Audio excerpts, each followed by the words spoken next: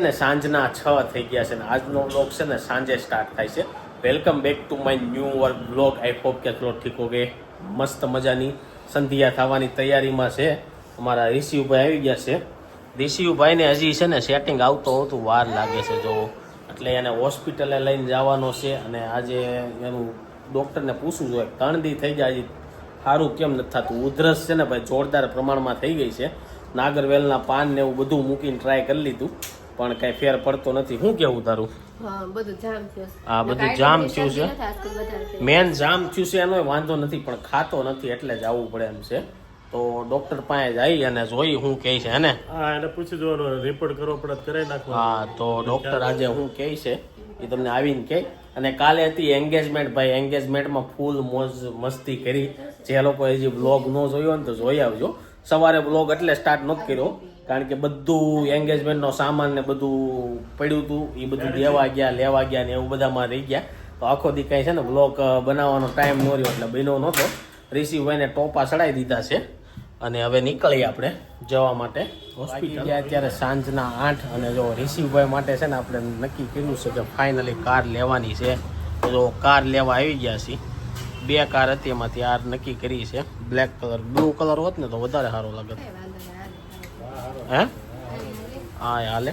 તો જો આ રીતના લીધી છે. હવે આપણે ઘરે જઈને રિસીવના રિએક્શન જોવાના છે. 2 વ્હીલમાં વહી જાય એવું છે. હા તે હાક્યો એનો વજન ન હાલે. 60 કિલો નો હાલે. હવે જો અહીં રિમોટ ને એવું બધું વિખાય છે અને ગાડી ચાલુ કરવી છે. ચાલો ચાલુ કરતો. આ રીતના લાઇટિંગ થાય છે. આમાં તો બહુ વધારે લાઇટિંગ થાય છે.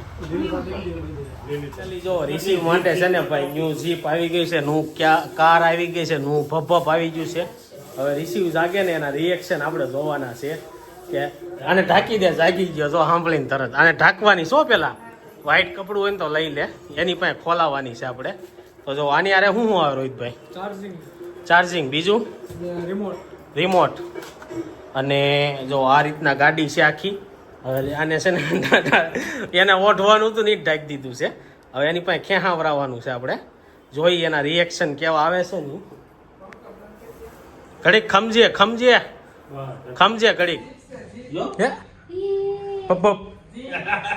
જો ઋષિભાઈ ની ભપ આવી ગઈ છે. ઋષુ હરતું ખોલ જો ખોલી લઈ લે અરે ક્યાં જવું છે ઋષિ ને? હે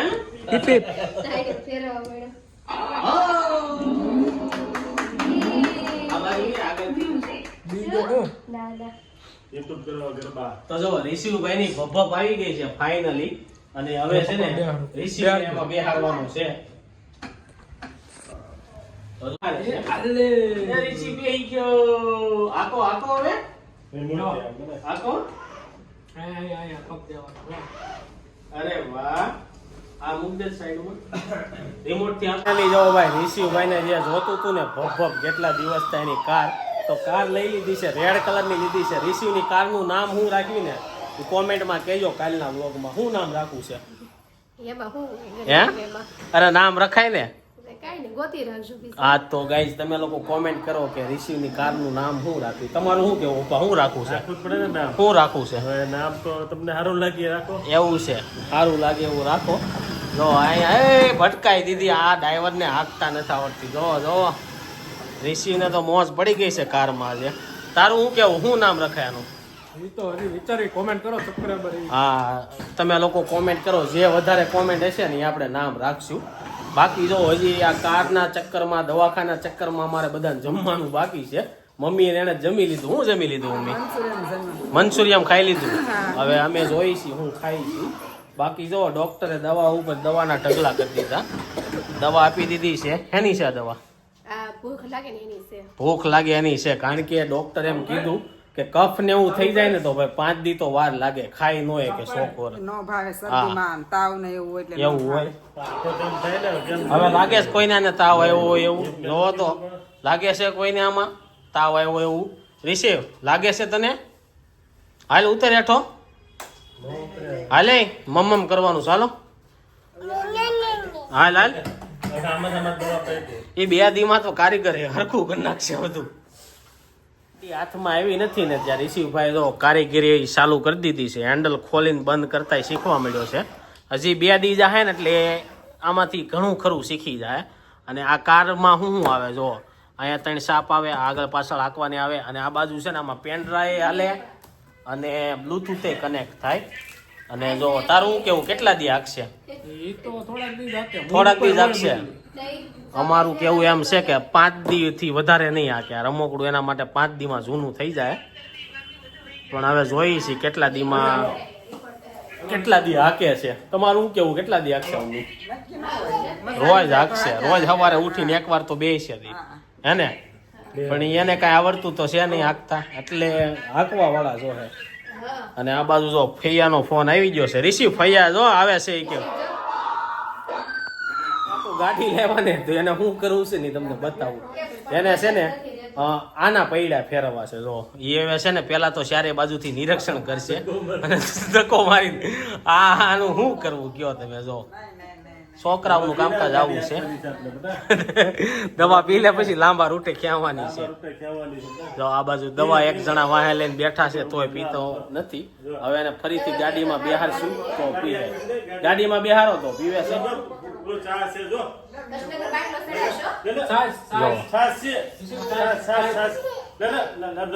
બપોરના 1 વાગી ગયા છે ને જો ઋષિભાઈ ને છે ને ગાડી લઈ દીધી, પણ ગાડીમાં હજી બેહતો નથી.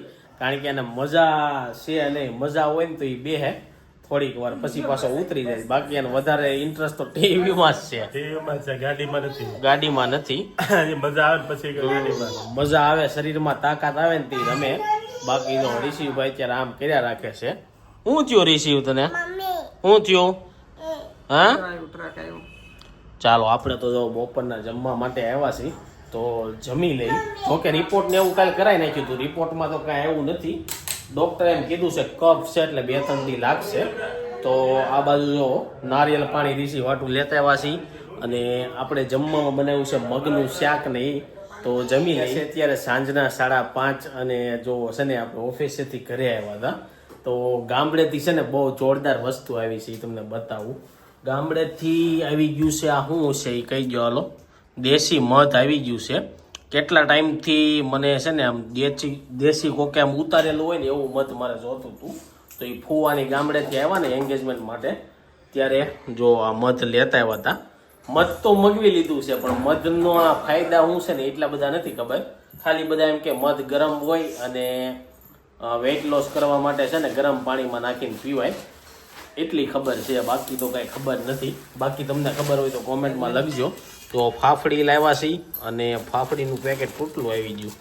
અને આમાં છે બટેકાની વેફર, કેળાની વેફર, અને આ બાજુ રોહિતભાઈ જોવો એનો ગમે એકલું મધ પી, બાકી ફેટ લોસ નહીં થાય. એટલે અમે કઈ લોસ કરવું હોય ને ઓલું ખાલી ગેરંટી મારીને કહું, મહિનો પી સવાર સાંજ 2 ટાઈમ ગરમ પાણીમાં. કયો ઓલું બનાવેલું છે ઈ. હું બનાવેલું છે થાય ઓલું એમાં નથી મિક્સ કરેલું બધું અજમા ને જીરું ની બધું. હા, મમ્મી એ છે ને કાંઈક ફાકી એની નેચરલી બનાવી છે.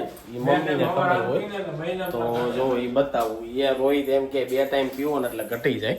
તો આપણે આ ટ્રાય કરીશું. બીજું હે કન્ટિન્યુ કેટલા મહિના? મહિનો પી એટલે તારે કમસે કમ 4-5 કિલો ઘટશે. એમ? હા, હાલો ભાઈ, રોહિતભાઈ છે ને દવા આપને આપી દીધી છે. હવે આપણે ટ્રાય કરવાની છે, ઘટે છે કે નહીં ખબર પડે. બીજું એ કે અત્યારે છે ને ઋષિભાઈને શું કહેવાય મજા નથી. તો ગમી તેડે ને તો એને એમ થાય કે આને છે ને દવા પીવા લઈ જતા છે કે દવાખાને લઈ જતા છે. અમે કોઈ પાસે નથી જતો, બીવે છે. તો જો ઋષિભાઈ પોટી કર્યા છે, ગરમ પાણી થાય છે અહીંથી. સોલારમાં છે પણ સોલારમાં પેલા 1 ડોલ એમને જવા દઈએ ને પછી ગરમ આવે તો એની કરતાં સારું. બીજું તો શું કહેવાય કાર લાવ્યા એટલે લાવ્યા કે ઋષિને છે ને સારું થઈ જાય અને રમતમાં જીવ વહી જાય. તો કારમાં બેહારીને 2 દી દવા પીવરાઈને તેને એ ખબર પડી ગઈ કે શું કહેવાય એને શું ખબર પડી ગઈ આ દવા પીવરાવશે એટલે એ નથી આવતું. જો હજી મમ્મ કરવું છે. ઋષિભાઈ નું જો શરીર થોડુંક લેવાતું જાય છે હવે. હે ને અને સામે જો દવાખાનું ખુલી ગયું, નકરી બોટલો બધી લાઈનમાં થઈ ગઈ છે. બપોરે રમ્યો તો થોડીક વાર ગાડીથી, હવે રમશે ધીરે ધીરે, થોડીક તાકાત આવતી જાય ને એમ રમતો જાય. ચાલો થોડીક ચા પી લઈએ. ટાઈમ થઈ ગયો છે ને, સાંજની જમવાની તૈયારી ચાલુ થઈ ગઈ છે. ચાલો આપણે સોનલને પૂછ્યું કે જમવામાં શું બનાવવાનું છે. બાકી જો દૂધ ગરમ થાય છે, રીંગણાનો ઓળો લાગે છે. બધા આટું કે હે કેમ બધા આટું રીંગણાનું? બધા આટું રીંગણાનો ઓળો બનશે. એન્ગેજમેન્ટ પૂરી થઈને પછી બધા લોકોની છે ને તબિયત ધીરે ધીરે છે ને ઓલી થવા માંડી. સોનલને જો શરદી ને એવું થઈ ગયું છે હે કે હારી થવા આવી? હવે સોનલને સારું થતું આવે છે, હજી વાર લાગી જાય. અને આ બાજુ મમ્મી જો માર્કેટ ગયા હતા તો ફ્રેશ બધી વેજીટેબલ લઈને આવ્યા છે.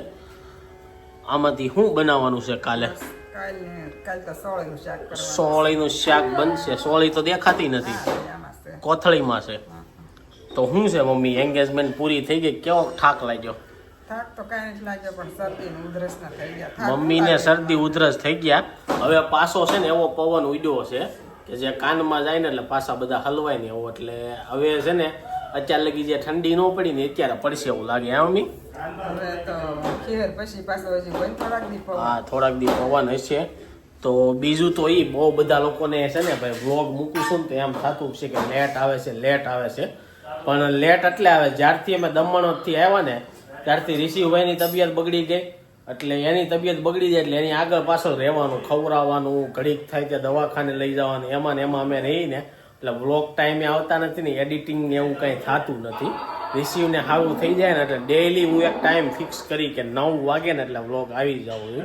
બાકી અત્યારે તો વ્લોગ બનાવવાનો મૂડ નથી, પણ આ રિષિભાઈનું આવું મૂડ છે. તો રિષિ હાલો ઉતરો નીચે, હાલો પીપીમાંથી ઉતરો.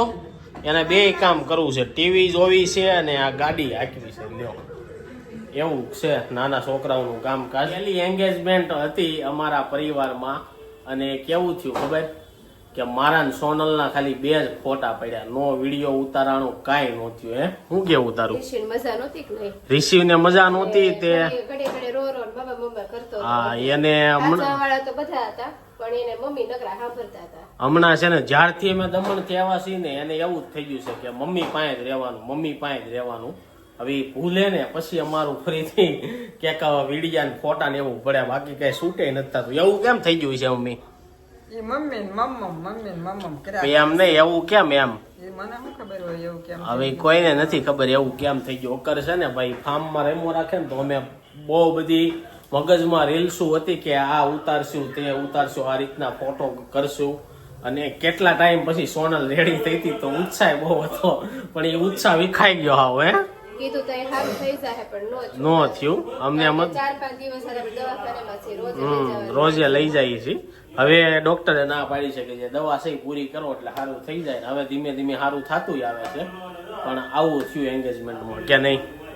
ઈ તો હવે કાંઈ ને હાલ્યા રાખે બધું નાનું હોય એટલે